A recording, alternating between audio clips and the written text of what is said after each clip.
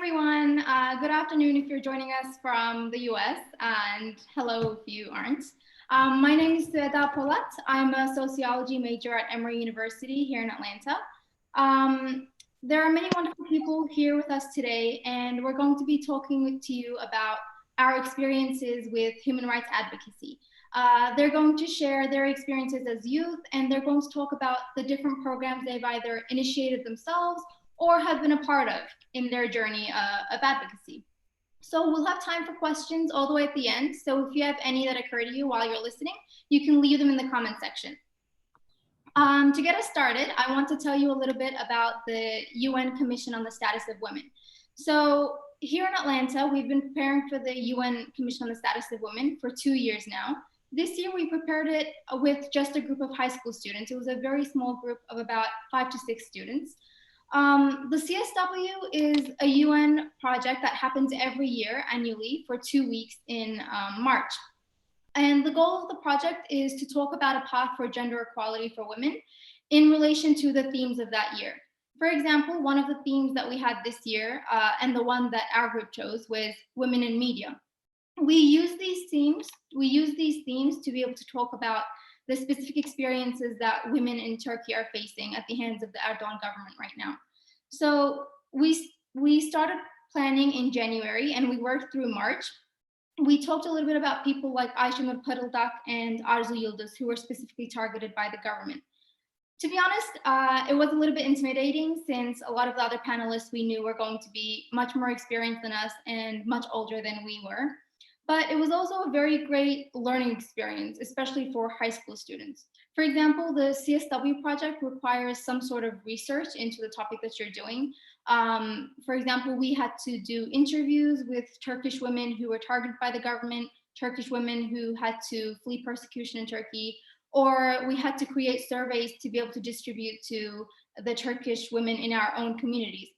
Especially as high school students, you typically don't get that kind of experience while you're in high school. So it was kind of an early start into things that we might need later on in our lives.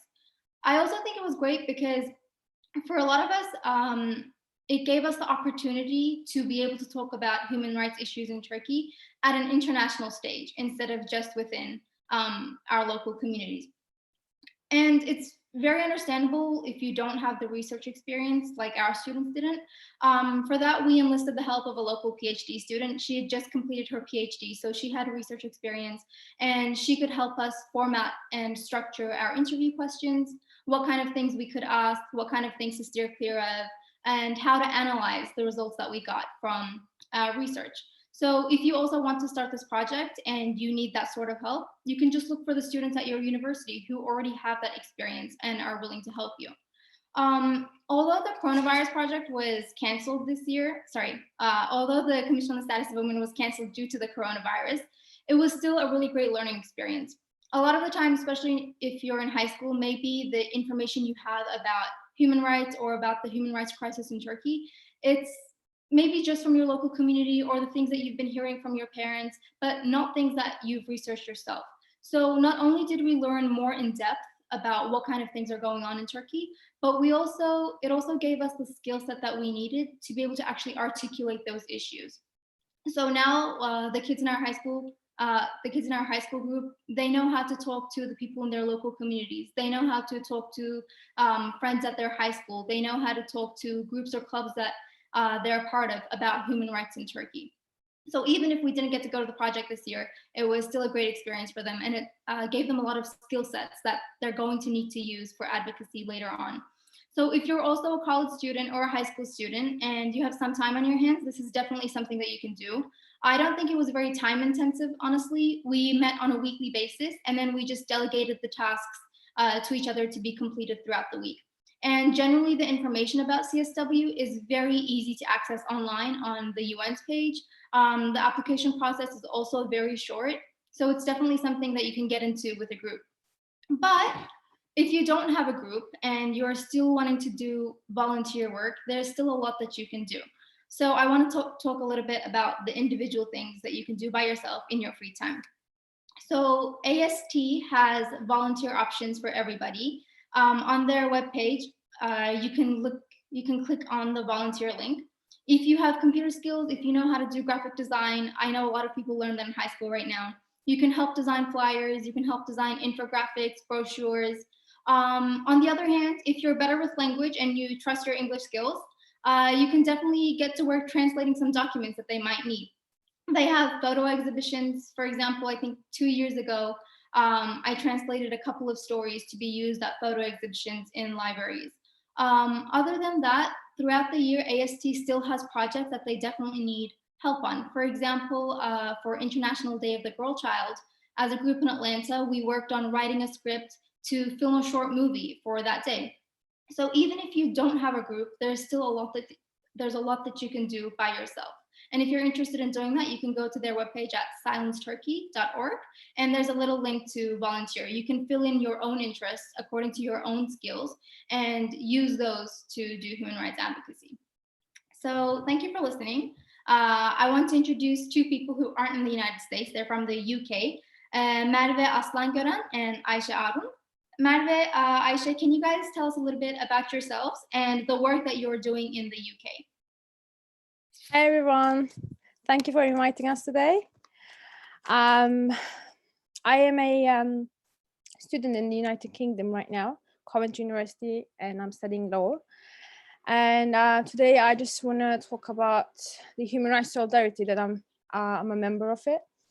And it's a kind of platform under the London Advocacy. And we are a group of young people, and including the one who feels young as well.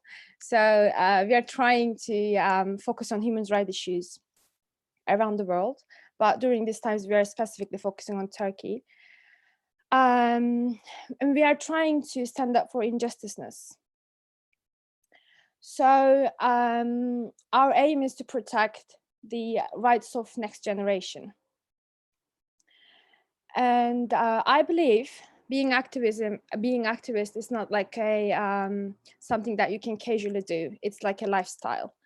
So and you need to be personally interested in that kind of things to have that passion. And we are also trying to collaborate with other local groups and organizations as well. Ayşe is the one who has more information about those kind of things, but I'm just going to mention about it. And so, for example, we arranged a march on the 7th of March for women's rights in Turkey, but it was a quite big march that we attended, one of the biggest in London. So it was really amazing to be there and represent the women who were arrested in Turkey. And the Million Women Rise is the one that they gave us a platform to speak up for the arrested women in Turkey. And we literally followed Ayşe's connections for that collaboration, but it was literally a good start for us. It was our first achievement, but I believe that it's not going to be the last one. At the same time, I just want to mention about the other connections that we have, like Amnesty International. What I realized from our group, nearly all of us has like some kind of connection with other organizations. And it is the one that is literally putting those links between the organizations. So for example, I am a member of Amnesty International in Birmingham, and we are literally doing really good stuff for any kind of like injustices around the world. But especially when it comes to Turkey, they know that we are the one who is going to help them. So they are always like, we can do this for Turkey, we can do this for people who were in jail, and trying to like make some kind of like new things for people who were in jail. For example, there is a campaign right now for the arrested lawyers in Turkey, and it was really good for us to be part of it.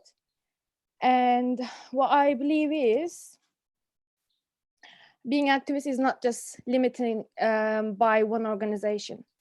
So you don't have to follow just one organization to be an activist. You can be activist for Human Rights Solidarity, you can be an activist for Amnesty International or Human Rights Watch, whatever you want, but you need to be an activist. And how I met my human rights solidarity is a kind of being an activist as well. So I was trying to arrange a march for arrested babies in Turkey, and I needed some help for informations and stuff. And I found human rights solidarity, and that's how literally met with them. So it is showing me that being an activist is another kind of connection with all those people who literally thinking the same kind of feelings about injustice. I believe Aisha can give some more information about the collaboration with the other kind of organizations. Thank you so much. Yeah, hi everyone. I'm Aisha, a master's student at SOAS, and I also work for a couple of organizations. So the Dialogue Society and Centre for Hizmet Studies. And in my free time, I volunteer with Human Rights Solidarity.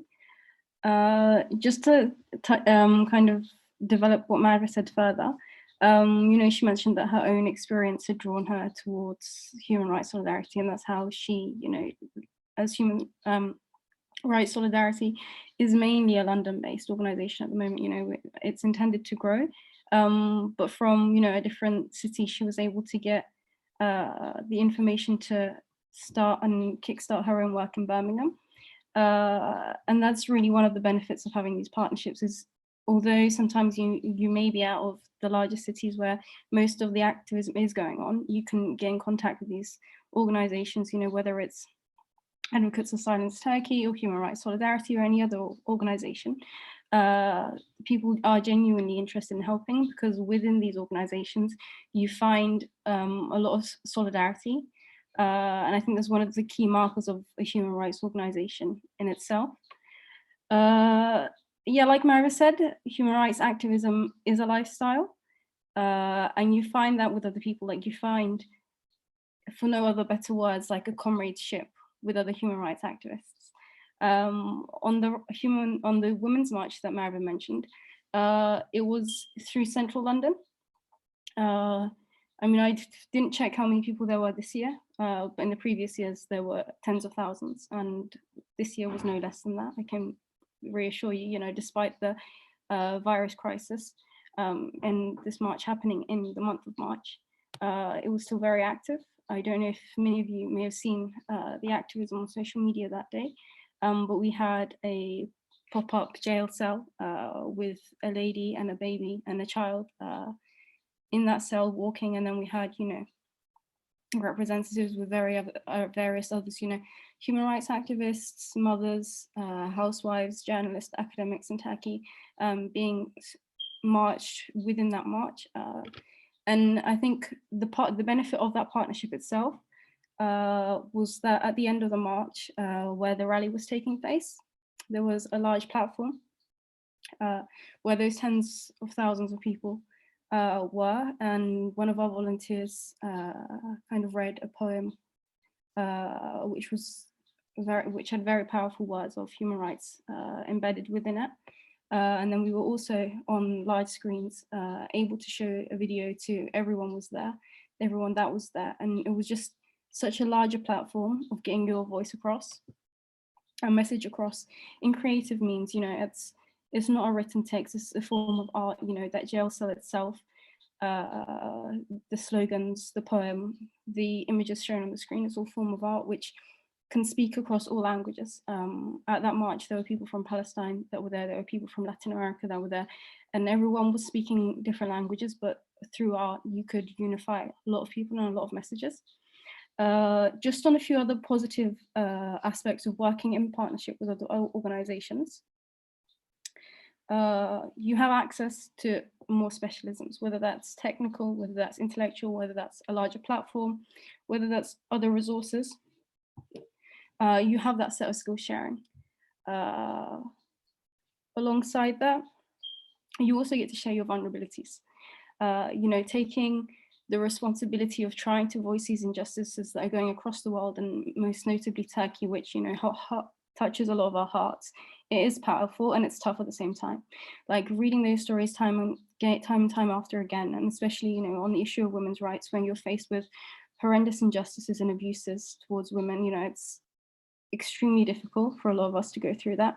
But knowing that on that day, we would have the support of tens of thousands of women behind us, you know, it empowers you, like I said, for no better word, the term comradeship.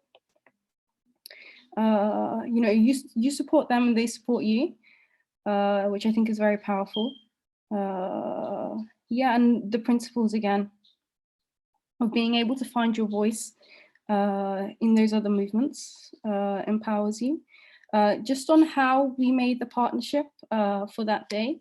The year before this, on a very last minute note, I think it was like a few days before the march, the local mosque that I volunteer with and I'm a member of wanted to participate, you know, and voice against injustices done against women in the name of Islam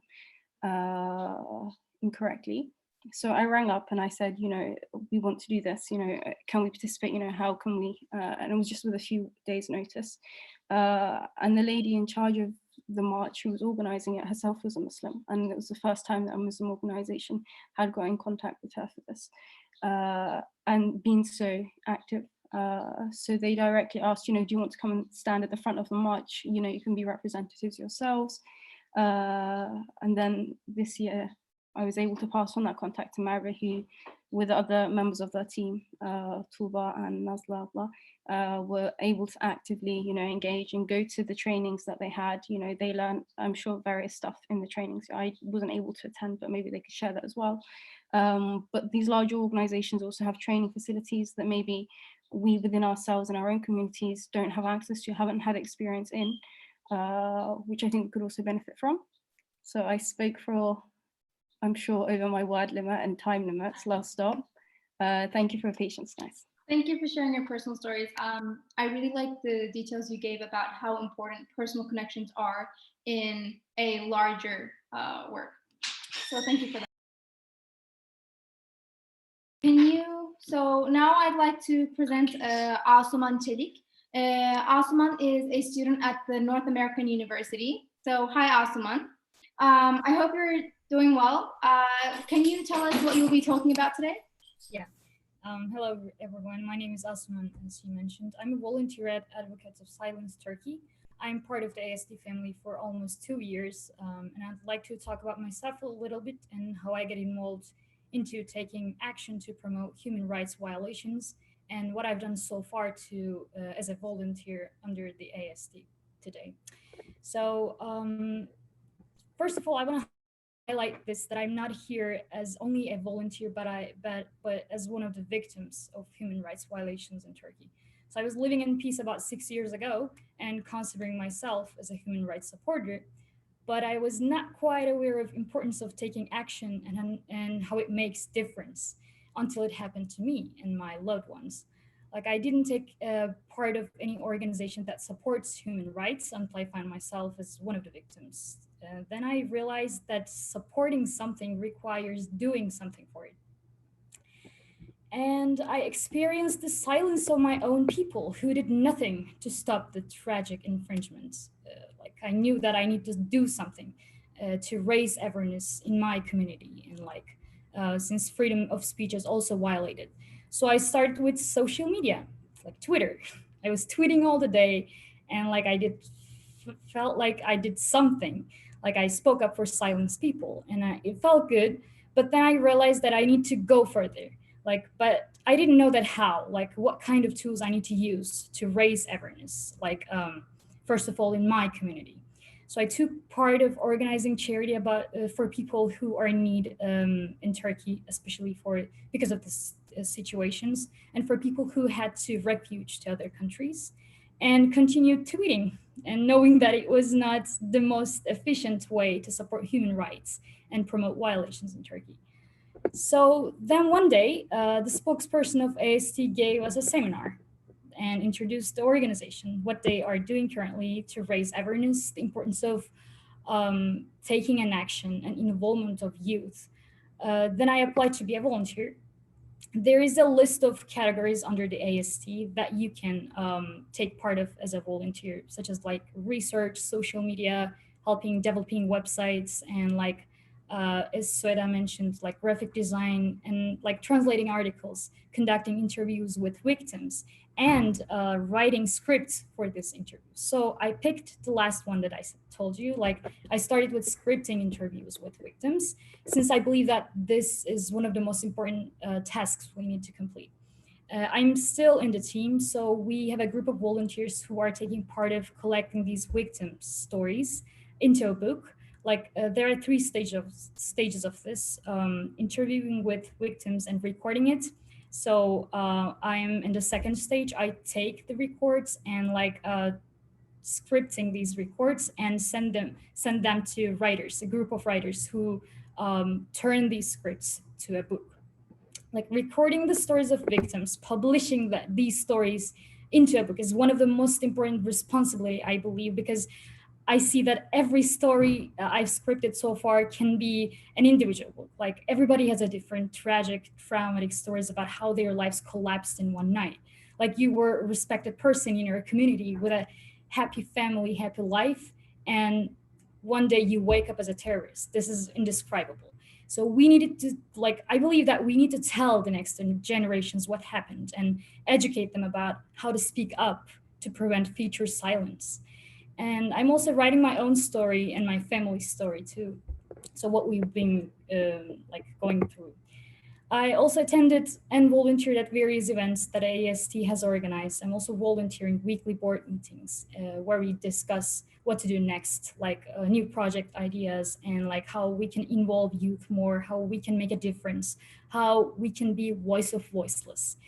And I want to conclude this with a lesson that I learned from my own experience. Do not wait for any kind of injustice to happen to you to take an action. Thank you. No, thank you for that. Thank you for the lessons. And I love the book project. It's very innovative. Yes. So now we have Ahmet Nalçacı, and he's from the University of Texas. He's going to tell us about how we can do advocacy on a college campus.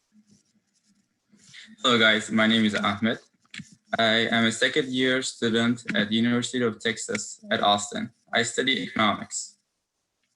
Before we dive in, let me tell you guys my motivation to fight for human rights. It is stated by Prophet Muhammad is, whoever sees something evil should change it with his hand. If he cannot, then with his tongue. And if he cannot do even that, then in his heart, which is the weakest degree of faith. And these are the clubs that I attend at the University of Texas: Dialogue Student Association and Embarrassed Relief UT chapter.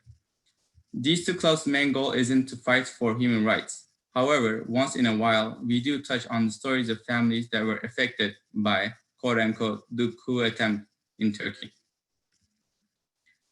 Some of the events we have done towards human rights are art exhibit, fundraising events, game night, collaborative events with different organizations, and dinners. These events were a perfect environment for us to talk about the injustice that's happening in Turkey. These are some pictures from the events we have done last year. As you can see, the picture on the top right corner is a fundraising event for families that were affected by the purge in Turkey. The rest of the pictures are events with different organizations to talk about human rights in Turkey. The biggest event we have done last year was an art exhibit at the main square of University of Texas at Austin. We worked a couple of weeks on this art exhibit. Our goal was to raise awareness on mothers and children in jail. We passed out flyers to inform the public with numbers, and we received positive feedback from the public. It was a great project for us to work on this. We had a group of people who bring up the idea, and we asked AST for help to give us numbers and information and the stories on those panels. We passed out the flyers to show them what's happening. The main square was about 20,000 people pass every day, so it was a big deal, and it was a successful thing that happened. And thank you. Thank you for sharing that. A lot of your pictures looked like there was a diverse group of people there. That was very nice. Thank you. So after Ahmed, we have Leyla Gedik. She's actually a high school student, and she has some creative insight about what we can do with activism. Hi, Leyla. Can you tell us about your art projects, please? Hello, everyone. My name is Leyla, and I'm currently a high school junior. I volunteer at Advocates of Silence Turkey and make drawings about human rights violations. So I'll just give some background information on how I started. Ever since I was a kid, I had an interest in drawing. I tried to improve my skills on my own and took classes in school whenever I could, but I never took any professional training. I'm saying this to let you know that you don't need professional training to help organizations and to volunteer for them. When there are human rights violations in any country, I think the biggest role of organizations such as Advocates of Silence Turkey is to raise awareness. And in order for them to do that, they need volunteers who can spread their message on various different platforms. So when I learned about Advocates of Silence Turkey and its purpose, I knew that it aligned with what I wanted to do and what I believed in. So I reached out to them to learn how I could contribute to their events as well. I was referred to the person who guided the art volunteers, and she told me that she would provide themes and different topics that we would make our drawings about. Then these drawings would be posted on social media. I think, as we all know, in today's day and age, the best way to reach a large audience in the most efficient way is through social media, because everyone has it and it can reach it, as I said, more people. There was no specific rule on how the drawings were supposed to be made. It just had to portray the different rights that were being violated in Turkey. There were a lot of drawings that were made, but some of the most major topics were babies in prison, women's rights, freedom of speech, journalists in jail, and very currently how the prisoners were not being protected but from the coronavirus. And there were many other topics that were involved that ACT is trying to solve as well. We learned as we made more drawings. For example, we realized that videos of how the art was made received more views and reached more people. So as the art volunteers, we were encouraged to record how we made the drawings and so that we could reach more people. So with the opportunity that Advocates of Silence Turkey gave me, I was able to do something that I already loved doing, which was art, but it just made it more useful and fulfilling for myself. This was what I was capable of doing on a personal level, so it is what I did. The second way that Advocates of Silence Turkey is involved in art is through competitions. The most current competition that AST hosted was on March 10th. Sorry, the deadline was on March 10th, and the winners were announced last Sunday. There were 155 submissions from 95 different artists, and these artists were from 25 different countries and 20 different states. There will be another competition for the following year, 2021, and I think the details will be announced sometime this year. So what I'm trying to get at with my presentation is that if anyone has a talent in any other areas, such as it could be photography, videography, animation, writing, music, literature, as the other said, translation. It could be any field you can think of, but you can use it to support a cause that you believe in and raise awareness to the human rights violations that are happening. And in the case of Advocates of Silence Turkey, the ones that are happening in Turkey. This will not only provide relief for you because you know you're doing your best to make a change, but it will also help you fulfill the responsibility you have as part of a community that is being persecuted. That is all I had to say. Thank you for listening. I hope you all get something from my presentation. The art was amazing. I can tell why people love watching the videos. It's completely mesmerizing. And really, a picture is really worth 1,000 words. So that was beautiful. Thank you for sharing that with us. I'd like to interject very quickly. There's been a link shared in the YouTube chat box. It's about a little survey that you can fill very quickly about your feedback for AST. So after Leila, we have Saliha Ulgur. She's from Caldwell University. Saliha, can you tell us how we can engage other Muslim communities in our human rights work, please?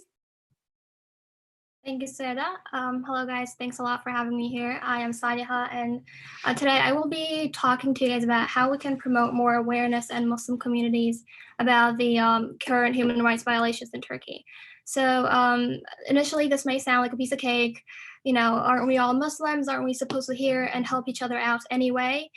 Sadly, that's really not the case. Many Muslim communities here in the United States, as well as, you know, from around the globe as well, are simply put very much in love with Turkey's president, and you know their pre-established opinions make it quite difficult to explain what's really the case and that they have been misled.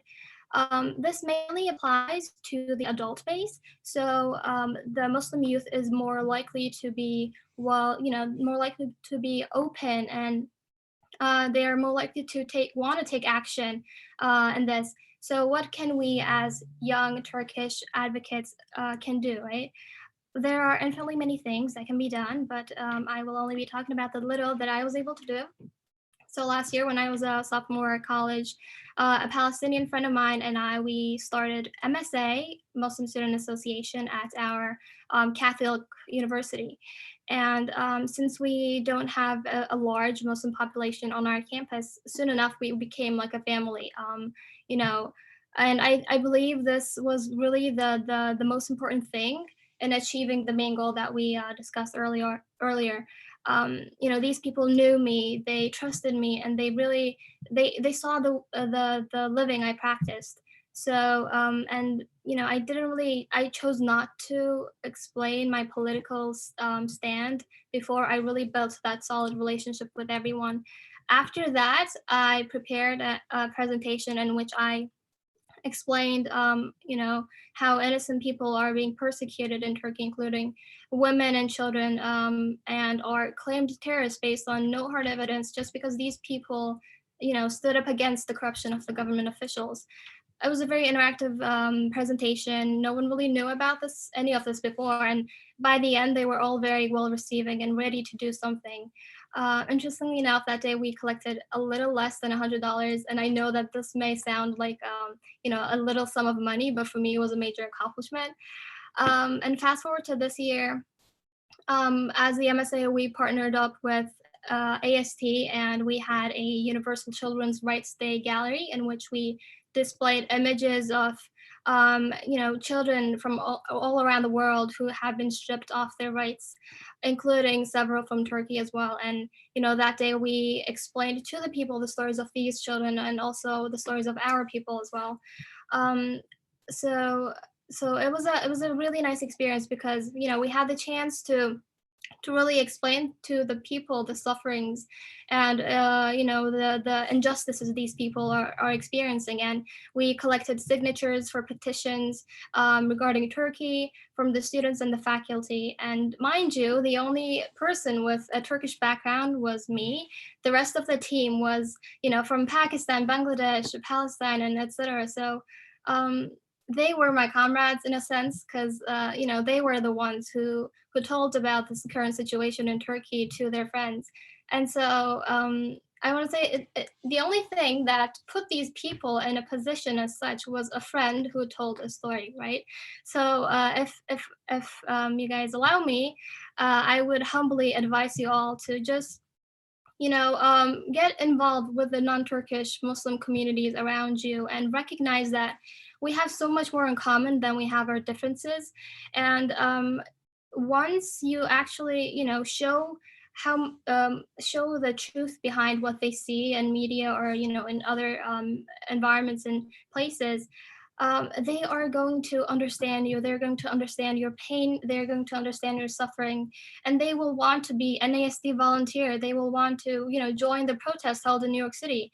So yeah, I hope by the end of this, you all, just call that MSA friend of yours and tell them, just ask how they're doing and work on that relationship, on that friendship, so that it can grow into something more, inshallah. So thanks a lot for having me here again, and I'll pass it on to the next person.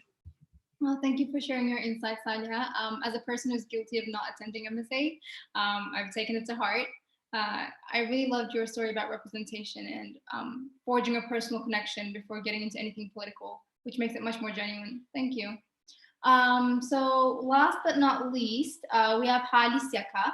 He's from the University of Pennsylvania, and he's going to tell us about the intersection of international law and human rights advocacy. Hi, Halis. Hello, thanks for having me. It's great to be here. As already mentioned, my name is Halis. I've been involved with Silence Turkey for about 3 years now. My advocacy work mostly just focused on human rights and report writing, human rights research and report writing. So before I jump into sort of the nitty-gritty of what human rights research entails or what international law is, I do want to sort of make an observation, which is that when people think about human rights advocacy, they think about the more glamorous aspects. They think about protesting, they think about social media campaigning and panels such as this one. And obviously all of these are invaluable to human rights advocacy, but also a very important activity that pushes the human rights agenda forward is human rights research that happens at a desk. I sort of want to talk about a recent report that we published just to give the audience an idea about, how the process of research works. So about 2 weeks ago, we published a report titled Born and Raised in Prison, Turkey's Captive Children. And it's a comprehensive report on about 780 children who, along with their mothers, are political prisoners in Turkey. And the project took us about 3.5 months.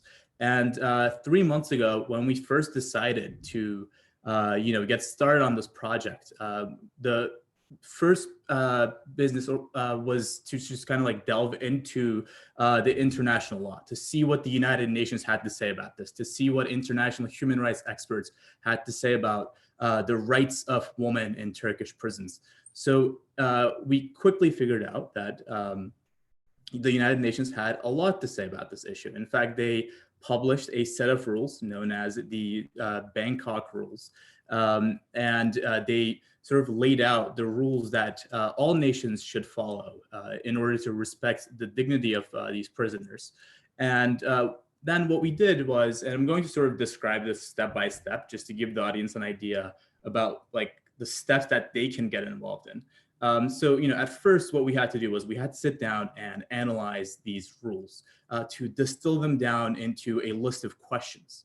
So you have to go through international law and you have to analyze each clause. You have to analyze each case to make sure that the information you're collecting can be useful down the line in the future when there's a tribunal set up, when reparations are being paid out. We sat down and created a questionnaire. And the questionnaire was divided into 7 different categories. And our goal was to find out whether Turkish women in prison are being treated with dignity and whether their human rights are being violated. So the categories included medical screening, for example. Do women in prisons have access to medical services? Do pregnant women get some sort of assistance in terms of nutrition and doctor visits? Do these women feel safe and secure in prisons? Because there's a lot of ill treatment that happens in Turkish prisons. Is there some sort of disciplinary action that these women are being exposed to? Do they have contact with the outside world? Can they talk to their spouses? Can they talk to to their families and children outside? What are the institutional conditions? Are women in these prisons given beds and nutritional food and clean water and hygiene products? And finally, do they have access to social activities? Can they go outside for some fresh air? Do they get the chance to play soccer with their friends, or is there a playground on the premises? Do kids have access to toys? So like, the nitty gritty of human rights work, where you really want to find out each detail that could possibly be a violation of somebody's human rights. So we prepared this interview questionnaire, and then we assembled a group of women. And the reason we wanted women was because, a lot of these victims went through trauma while pregnant, and it's very hard to talk about this trauma. So you want to be as sensitive as possible. So we prepared a questionnaire, and we reached out to a group that wanted to interview, the victims that volunteered to share their stories. So we trained these interviewers in how to ethically conduct interviews, how to not offend the sensitivities of these victims while also extracting as much information as possible from them, and sort of coding this information and documenting the human rights violations. And we conducted numerous interviews with a lot of women who at some point or another were victimized by the Turkish prison system. So this is another step where, if you are interested in interviewing people, for example, or if you're interested in preparing questionnaires, or you're interested in reading more about international law, this is the step where members of our audience can get involved in. And then once the interviews were conducted, that's when you really get into the tedious work. This is the type of work that nobody is very interested in, but you still have to do it. And, just to kind of like let our audience know, if you're interested in, in entering the legal profession, if you want to do consulting down the line, you don't even have to be a human rights advocate per se. I mean, if you really want to do anything that involves a lot of tedious work, this type of work that you can, volunteer for with Silence Turkey can help you improve your skill set, because, lawyers do a lot of boring work, consultants do a lot of boring work. So like, you don't necessarily have to choose human rights advocacy as a career to get involved in this type of work, because the skill set you build as a human rights advocate prior to entering whatever career you're, aspiring for is going to be very helpful down the line. So anyway, so, we interviewed a lot of people. So we analyzed the information. We had hours of audio that we had to transcribe, translate, and then you have to analyze the data. And here's the fun part, it's not all boring. So once you analyze the data, you get to the fun part, which is sort of analyzing the patterns, connecting the dots, seeing what happens in prisons, for example, not to just one person, but to, a group of people, a large group, to sort of, there are certain themes, there are overarching patterns. So just to give you an idea, for example, in this specific report, we found out that, just to give you an idea, like how, you can analyze data and then come up with certain recommendations, or you can find certain outcomes that then can be used to, take certain human rights actions. So we found out, for example, in this report that, smoking in Turkish prisons is very pervasive, and indoor smoking happens all the time, and women can't escape it. A lot of babies and women are subject to secondhand smoke. Prisons are overcrowded, for example, and in fact, a lot of women sleep on the floor or on very thin mattresses. They have little to no access to nutritious food, hygiene products, and they're usually there's this sort of hostility against women in prison. And we were able to find out about this thanks to all of the work that happened by our volunteers, including myself, where we sat down and interviewed people and analyzed this data. And now, for the rest of eternity, this information is coded, documented, and available in case somebody wants to go back to it, and in case somebody wants to consult it. Ultimately, if down the line, if there's litigation happening, the project that you're working on today can be used as evidence in European Court of Human Rights or international courts in The Hague. And I think this is the exciting part, where if you get involved in this type of work and you sort of bid your time, you wait until the end of the marathon, I think ultimately you're going to find that the work you do is very fulfilling. And obviously in the short term, If you get involved in this type of report writing or human rights research, the research you do can have tangible effects today as well. You can start social media campaigns based on the information you have found.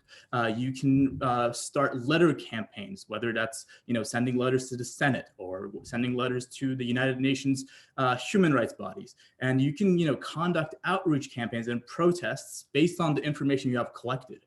And the actions you take based on this research, or the actions that other people take based on your research, are going to be more tangible when the information you have is valuable, and when the information you have is more specific, and it points at certain patterns. So I think ultimately, just to kind of wrap up, I realize this was a very long tangent. If you are interested in making some sort of long-term impact, I think human rights research is a very good endeavor, because it doesn't require you to be anywhere. It doesn't require you to go out there if you can't. So all you really need is a laptop. All you really need is an audio recorder. All you really need is some time to interview people. And the information you collect can be very useful. It can change lives. And I think this is important to realize that, like, if you just have 1 hour per day to sit down and interview somebody, that's valuable for Silence Turkey and the work that the general human rights community does. So I invite everybody to get in touch, and hopefully, if you want to do research, if you want to write some reports, interviews, transcription, please reach out and we'll make sure to get some work assigned to you. So thank you very much. Thank you, Hannes. That was very informative. I learned a lot about the legal aspect of it that I didn't know before. Actually, before we move on to the question and answer segment, I have to remind you again that the survey is very, very important. We really want your feedback. And again, the link is in the chat box, so please click on that. There's also, AST also has a Facebook fundraising event. So if you want, you can also donate there. So moving on to the questions, one that came up was, could everybody share a personal story about their human rights advocacy that they feel really impacted them or changed the way that they view their work or reinforce their belief about human rights? We can start, does anybody want to go first, or we can start from the top? Okay, I'll start from the top then. Let's go to the UK. Merve or Aisha, was there anything that you felt really impacted you personally?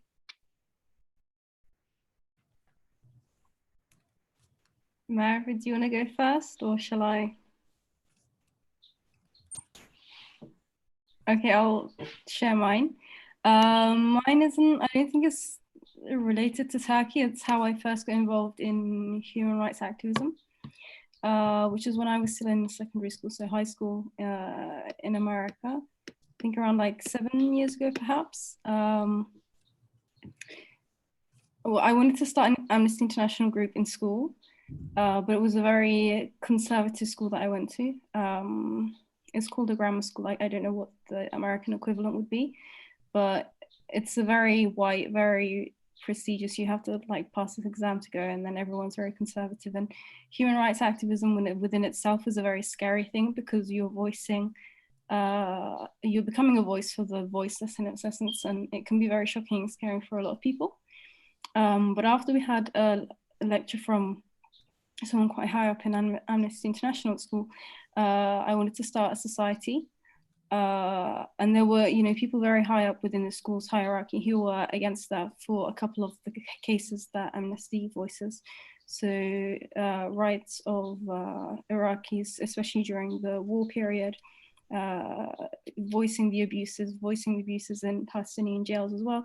So these cases were something that section of society didn't really want to hear. They didn't want to be voiced, and they didn't want it to be voiced by students. But anyway, through some campaigning at the level at school, and after doing a couple of presentations, I was touched most by the head teacher bringing me in, and she had a one-to-one meeting with me. And then she said, herself, that even though other teachers may voice a position, and they were, a couple of steps down from her within the hierarchy of the school, she was behind it and she was going to support it. A few years later, so around 6 years after then I graduated from high school, started university, my younger sister sat an exam for that school. she missed by 4 points, and there is an appeal system where they give 2 people a space, and 400 children had applied for the 2 people appeal process. And then anyway, my younger sister's head teacher at the time and I went along to her appeal hearing, and the head teacher then recognized me from when I was 6 odd years ago, and she said, you know, this girl, I'm not taking this on personally, these are not attributes of myself, but she said, you know, this girl is someone who voices oppression where she hears it, where she sees it. You know, you'll see her in a few years' time on TV. Although my sister definitely didn't deserve the space. I don't know if she's watching, but she should know that she didn't deserve it. They allowed her in. So that was a moment where, you know, I wasn't unsure if her teacher would actually remember me, but she'd remembered me through the activism. So yeah, that's something where it touched me because it had clearly touched her. Yeah, sorry if it was long-winded. No, that was a beautiful story. Can we move on down the line? Any other personal stories that really impacted you or changed your work? Yeah, I can share mine as well.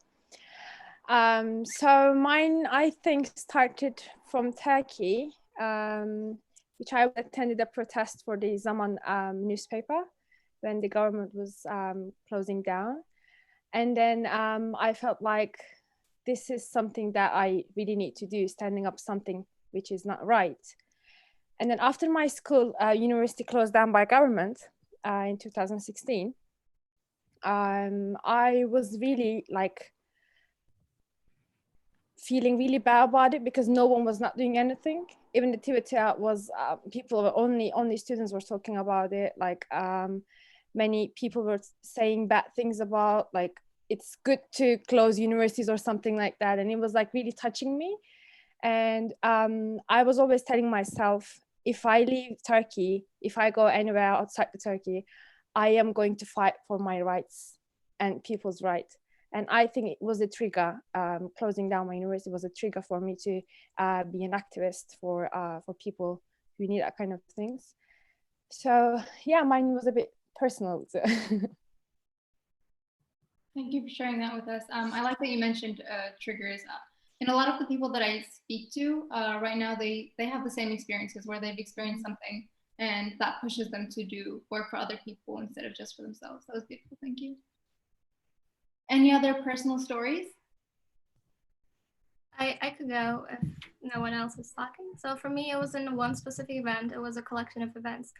So, you know, when these things started, we only heard bad news and very, very sad stories. And I somehow took everything to heart and kind of got in a very depressed mode. I was very sad, you know, couldn't really enjoy anything that I was doing, knowing that people were suffering in Turkey.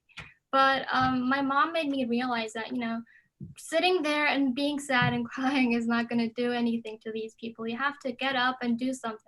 So I realized how true that was. And, you know, I used to say, I'm not an activist. I don't have the spirit of an activist. But you don't have to, you know, you don't have to go out in the streets and shout out or like protest things to be an activist. You could just do things in your own circle to just create awareness, you know, and even if it's in a very small circle, it's still something and still doing something. So yeah, I think that was what prompted me. My mom just like pushing me towards AST, and I'm very thankful to her for that.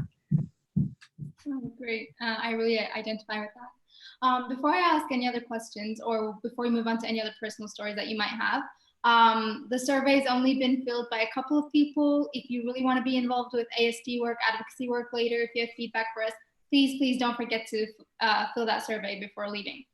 So are there any other personal stories that anybody would like to mention, or should I move on? I guess I'll jump in. Okay.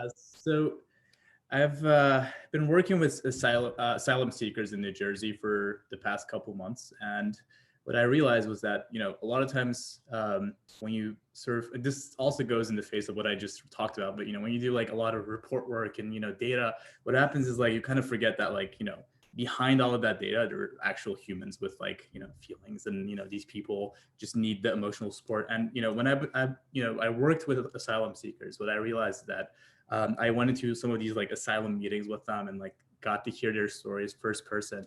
You know, a lot of times what happens is like, you know, in people's imagination, refugees are these like, you know, desperate people without much qualifications, but that can't be further from the truth, because, you know, refugees aren't just, refugees used to have very fulfilling lives before somebody took it away from them. So, you know, these people are, you know, engineers and lawyers and doctors and, you know, homemakers, and they had their families and kids. And sometimes I think it's important to remember that the best human rights advocacy you can do is to realize that these people are going through a trauma that very few people actually experience, and just reach out, you know, just reach out and say, hey, do you want to get coffee? Do you want to talk about it? And because, you know, these people aren't just, you know, it's not just, you know, old people. Sometimes, you know, they're college students right now who used to be college students in Turkey, and it, you know, it just got, you know, stolen away from them. You know, there are people who used to work for prestigious companies in Turkey, people who used to work for the highest echelons of the government, and all of that was stolen from them. So like the kind of like trauma they're going through is, I think, best addressed by, you know, people just meeting one-on-one and talking about it and just reaching out to people in your circle. So that's sort of the realization I came to through these asylum meetings. And I would recommend everybody, you know, reach out to like the people in the network who, you know, have been through this kind of trauma. Thank you for sharing that. I think the common thread I saw in everybody's stories and in everybody's presentations about the work that they've been doing is really the importance of collective work, even if you're doing something individually within your own house, in your own room, on your own laptop. Just the idea of having a group of people who are also willing to do the same work with you. And if you haven't found that group yet, to be willing to talk to people who might be willing to form that group with you. I just had one question before we move to our closing. Like I said, groups are very important, but if you're a person who hasn't reached out to the groups available at your school, or if you don't know what kind of opportunities are available in your city, what kind of organizations there are, what's a very small basic step a person like that can do to start? Anybody who's willing to jump in can answer this question.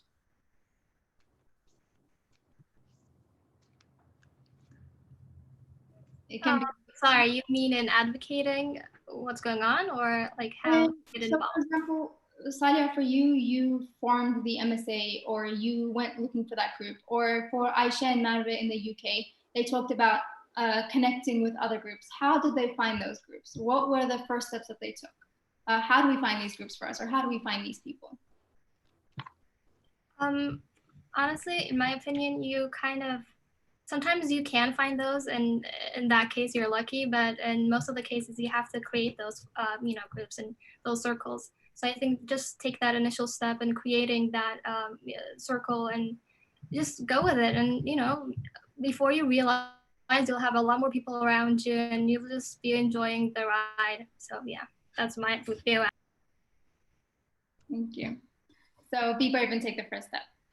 Great advice. So we've come to the end of our program. If you have not completed the survey, please do so. I think only 7 or so people have completed it. It would be really great if you do. I hope you've learned something new from all the people who've talked. I know I have. I know I feel much more inspired after this. And what I take from this personally is that there's a role for everyone in human rights advocacy. You might not need a lot of people. You might be by yourself. You might have completely different skill sets from people that you know, but there's always something that we can do. So thank you for listening, and thank you for speaking, everybody. Thank you for coming. Thank you.